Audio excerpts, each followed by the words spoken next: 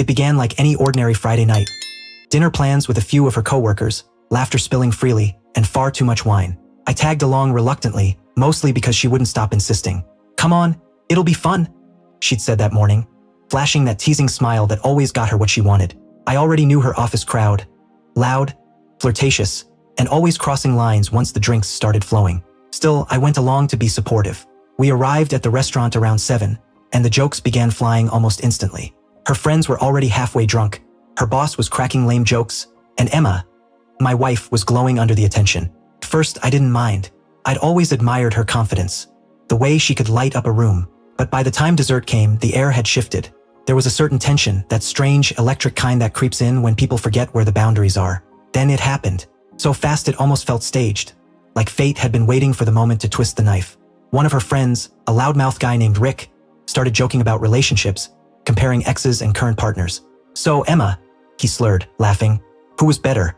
Your husband or that gym guy you used to date?" I expected her to roll her eyes, maybe tell him to shut up. But instead, she smiled, looked straight at me and said, "Well, let's just say my ex was bigger." The table burst into laughter. Some chuckled awkwardly, others looked away. My chest tightened. Her tone was playful, but the words hit like a blade.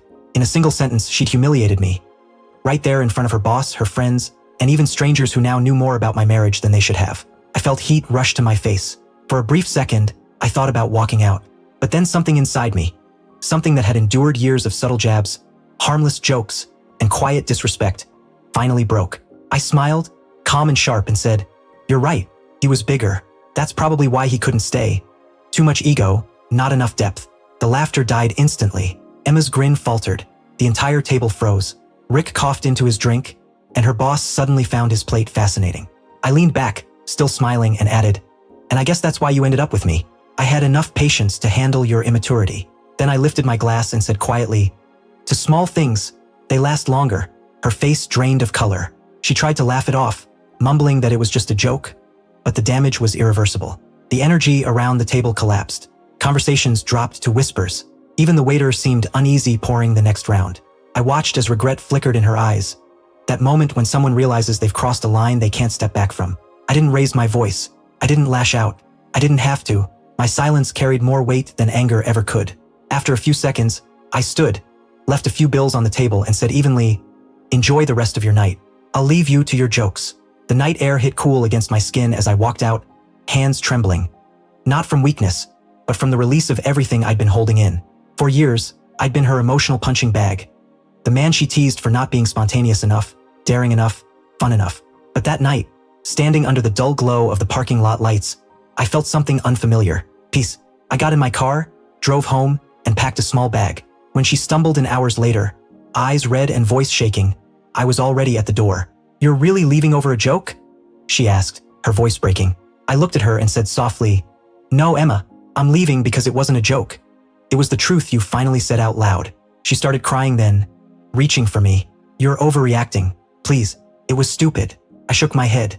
"No, it was honest. You showed everyone exactly how little you respect me. And I can't stay married to someone who measures my worth by a punchline." I walked past her, out of the house that had once been our home but had long since become a stage for her performances.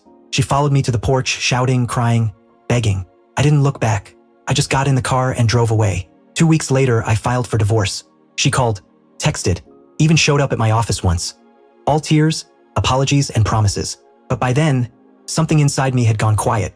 Once respect dies, love doesn't survive long after. I focused on rebuilding, started hitting the gym, found a new job, and moved into a small apartment that felt more like home than the big hollow house we'd shared. Her friends reached out occasionally, saying she wasn't the same. Quiet, withdrawn, full of regret. I never replied. She'd made her joke. I delivered my punchline. A year later, I ran into her at a cafe. She looked older, worn down. She gave me a small, sad smile. "You look good," she said softly. I nodded. "Thanks. I guess I had some growing to do." She bit her lip, looked away, and whispered, "I wish I hadn't said what I did that night." I smiled faintly and replied, "So do I, but maybe I needed to hear it, so I could remember what I'm worth." Then I placed a few bills on the counter, turned, and walked out, calm, steady, and finally free.